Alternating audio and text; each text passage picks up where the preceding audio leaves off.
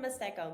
Now, there is a time and place for strategic thought leadership. However, in this video series, we would like to focus on action leadership, the people who are driving Bitcoin consumer adoption by making it easier, simpler to use. And so I am delighted to welcome here today Natalie Burnell, the host of Coin Stories. Natalie, thank you so much for joining us. Thanks so much for having me. I appreciate it. So please introduce yourself, tell the people who you are, what is a little bit more about your background.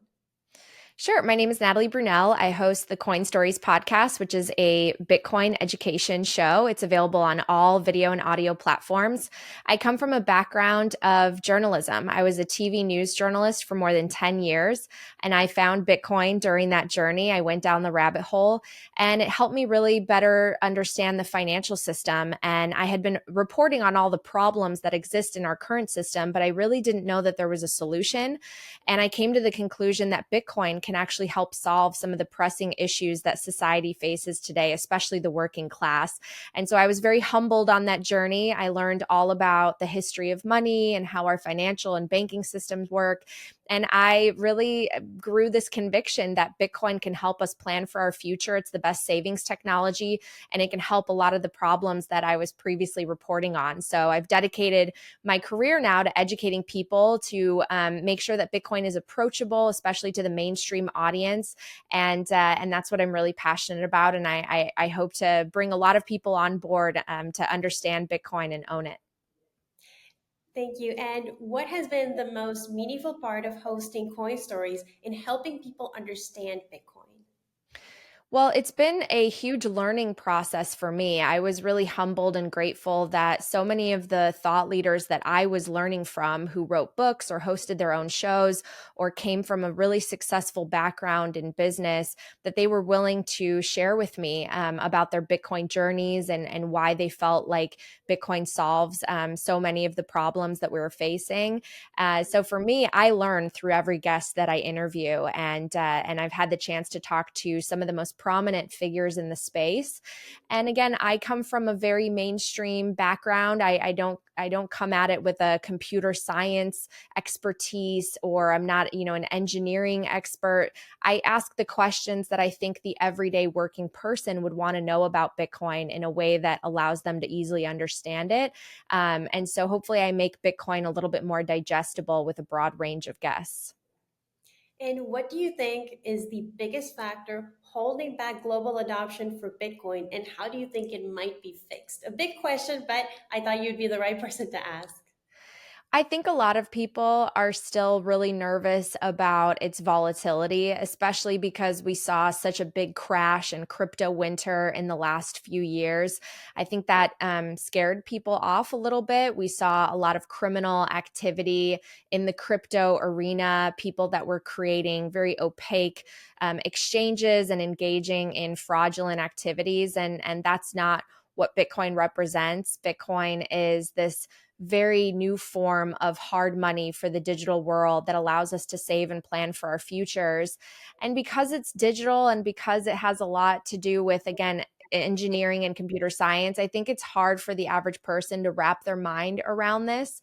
Most of us don't learn about the history of money in school, and we take for granted really just the monopoly that the state has over money, and the fact that there's a group of people that get to decide the money supply and the interest rates. And so we don't really appreciate, I think, the problem that Bitcoin really fixes. And a lot of us have turned to politics because we're not sure what's really wrong, and we're not addressing it as the financial system being broken. So I think that it's just a learning and education gap. And that's why it's so important for educators to get out there and help people understand Bitcoin, help them understand that they don't need to buy an entire one. You can start off with just accumulating fractions. It's very rare that someone can just go on one of these exchanges and purchase an entire Bitcoin. So I just hope to make it a little bit more approachable and make people realize that the volatility, when they zoom out, has actually been a feature, not a bug.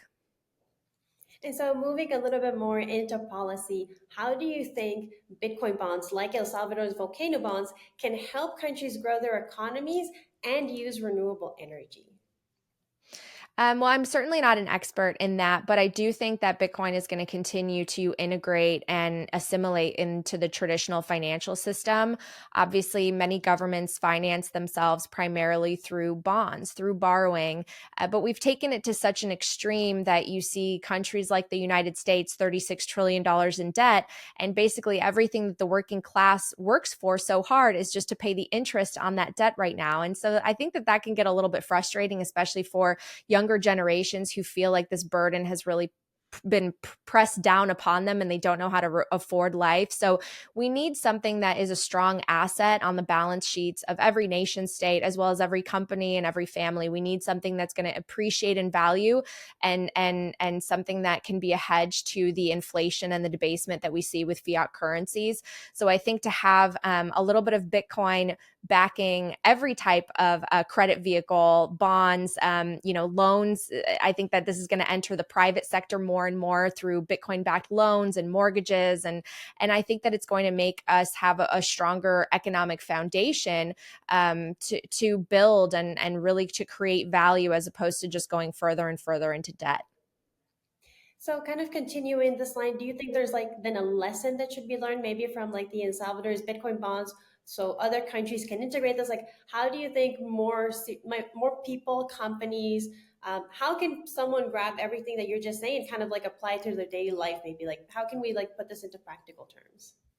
Well, I think for the average person, it's really about starting their Bitcoin savings account. Most people just need to get off zero. We've created tremendous progress over the last 15, 16 years that Bitcoin has been around, but it's just now finally being legitimized by the traditional financial world through the ETFs and through corporations, adding Bitcoin to the balance sheet and through the regulatory agencies, kind of giving it their seal of approval. It seems like all countries will now be embracing Bitcoin as opposed to banning it. So when we zoom into the average individual or family, I think they need to position themselves to be able to have cash flow in order to invest in Bitcoin or to provide value and earn Bitcoin for work in whatever sector or industry they're in.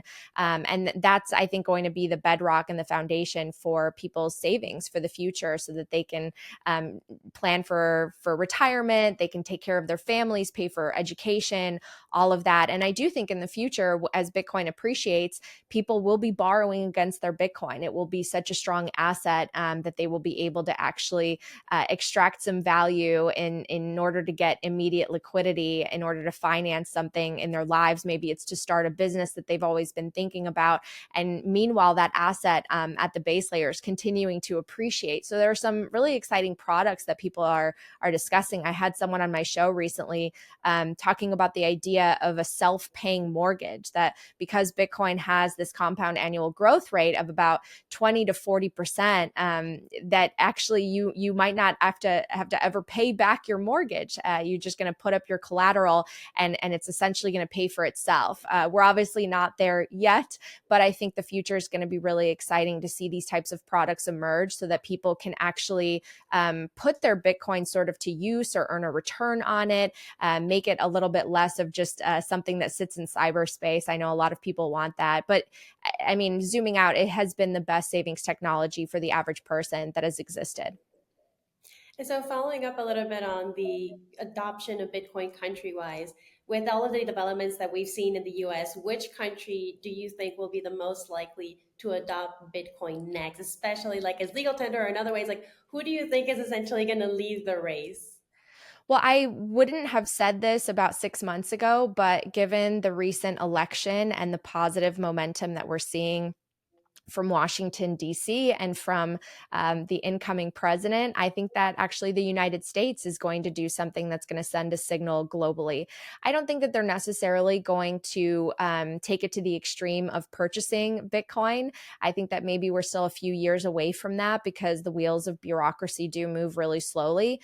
But I do think that we're going to establish a strategic Bitcoin stockpile by taking the 200,000 or so Bitcoin that are currently in the possession of the United States at at the DOJ level and shift them over to the Treasury and make a pledge that those will not be sold for at least some given amount of time. And I think that that will, again, be a signal that we are taking this asset extremely seriously, that it will be part of our reserve strategy. And I think that that's going to be really, really exciting because so many countries do look to the United States to kind of set the bar, set the standards. And I think that that will mean a race with a lot of countries hopefully adopting Bitcoin in the years to come. And so, moving on to a different topic and back a little bit more to where we were in the beginning, which is what is the hardest part in convincing skeptics of Bitcoin to kind of better understand the technology, get them in, and what have you changed your approach throughout the years? How has that evolved?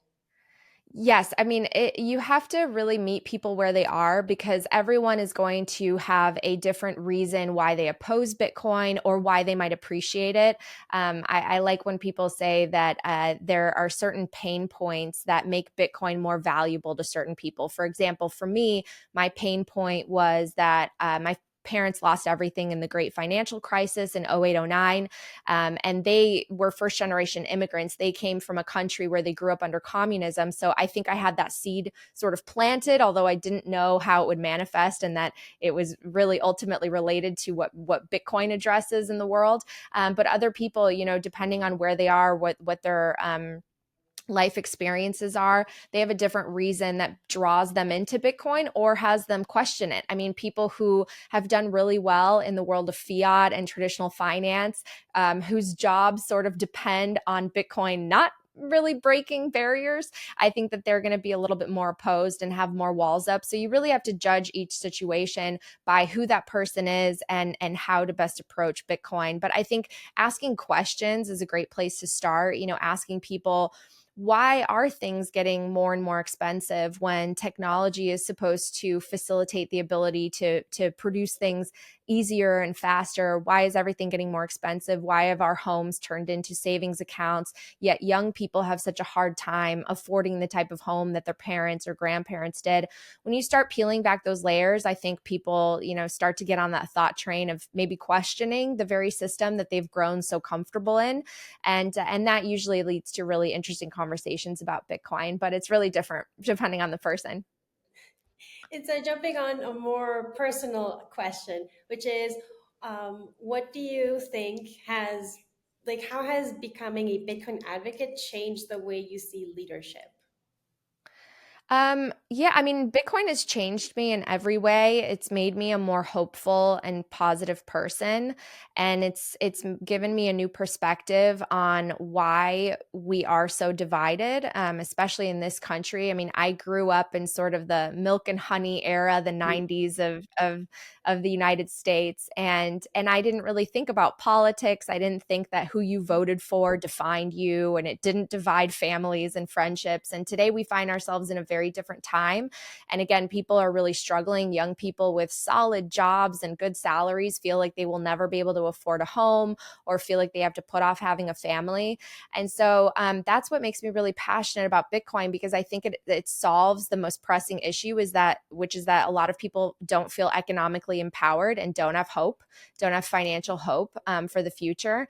And I think that leads to a lot of conflict and polarization, and it leads to people placing blame on things that really have nothing to do with the issue at the core. And I think education is the key to helping people understand that really it's our financial system that has created these wealth disparities and widening gaps between us. And there is a solution, and we should embrace that solution as quickly as possible. And what's one question that you wish people asked you more about Bitcoin, and how would you answer it? I just wish more people asked me how to buy it. A lot of people do, but I will say that even though we have recently hit a new all-time high and we've surpassed six figures, the personal like attention that I've received from people in my audience compared to 2021 just doesn't feel as strong of a bull market, so to speak. I feel like there are still a lot of people that are skeptical and waiting in the wings and not ready to embrace Bitcoin or really learn about it. So I hope that that changes, because in 2021, I will say it was like my phone and my email. It was just nonstop inquiries about Bitcoin and wanting to get involved and purchase it. And today, even though we are, again, like over six figures recently, not as much attention on it. And I'm not sure why that is. So I think that if we do have a sort of an orange wave come through in the next year and we see more nation states and companies embracing Bitcoin, that hopefully the average person, average family will start to think they have to really allocate a portion of their portfolio to this asset. And then finally, for our last question, if you look 50 years into the future, what would you hope people will say about your work in Bitcoin? Oh gosh. I just hope it provided value. I'm really grateful when people say that my work helped them to understand Bitcoin. I have a lot of men reach out to me saying that I help their wives or their girlfriends understand Bitcoin. And that means a lot, because there aren't a lot of women that you see in the space. There are more now, which I'm grateful for, but I feel like we need more female voices so that we bring in this huge segment of the population that really isn't as involved in Bitcoin as they could be. I see it as a huge opportunity to get women, especially young, like millennial women who have been working so hard, the ability to learn how to save money for the future through Bitcoin, and that makes me really excited. So I hope people just have found value through my work, and that I've educated people about Bitcoin. Thank you very much, Natalie. We really appreciate it. Oh, thanks for having me.